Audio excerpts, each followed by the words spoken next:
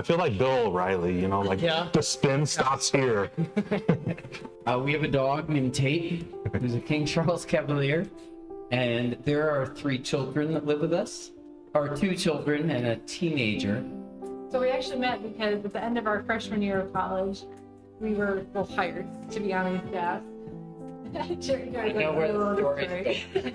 Our staff got together for a dinner, and actually all of our female staff, we cooked dinner for the guys. So we made them dinner. It was great. And there was six of us, 6 of them, so it wasn't a huge group, but we spent the night, It's very intimate. mingling, getting to know each other.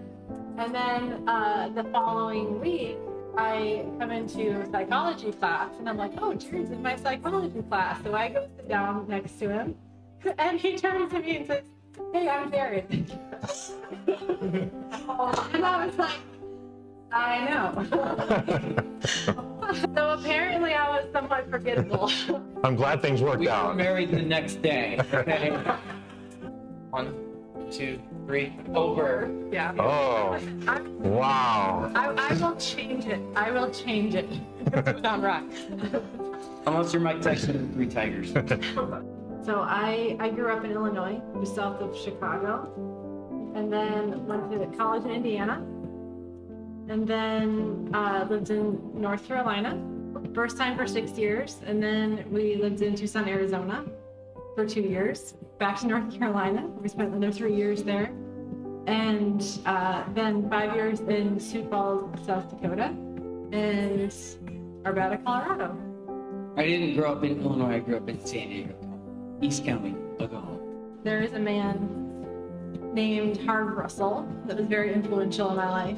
He had such an impact on my life. I always just wanted to know about my life, wanted to invest in me.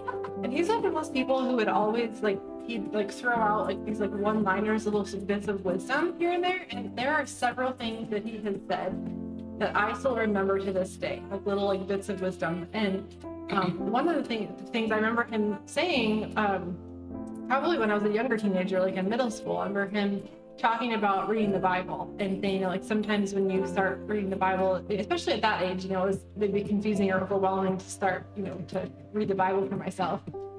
And he would say, reading the Bible is sometimes this feels like pouring water into a basket, where it's just running out of the basket, and you wonder what is the point of this? That I don't even feel like I'm retaining anything. I don't understand everything. But when you pour water into a basket, even if the basket doesn't hold any water, at least you have a clean basket. Some of the best advice Anita ever gave us was before we had kids. She said, once they come out, you can't put them back. The more I thought about it, friends that I made in my life, I always wanted to find fun friends that we wanted to do stuff together. We'd play ultimate frisbee or play basketball or do something. And I made a lot of friends, but the people that have impacted my life are the ones who have been somehow they were just there. And I say somehow being someone who believes in the supernatural, God can orchestrate this, but there are 2 people I'm thinking of that just for some reason, they are just there in moments in my life. And there'll be years in between or months in between moments that was this is a really hard moment. I don't know what would have happened if they weren't there. And I pull into this big church parking lot, I'm late. And I am just grumpy and I'm sad and all those emotions that are nobody should talk to me. And this car pulls in late with me and the horn is honking and they're hey, super happy. And it's Dave and his wife Angie. And they get out and they have no idea what happened that morning. And they want me to sit with them and they're so excited to see me. And they're bringing up all these positive things. And I'm thinking I feel like a -5, and they're treating me like I am royalty right now. And I just tried to be that in people's lives. Just tried to be that I'm I never know if someone hit their housemate's car before they showed up right now. And I'm gonna love them the way that they might need to be loved.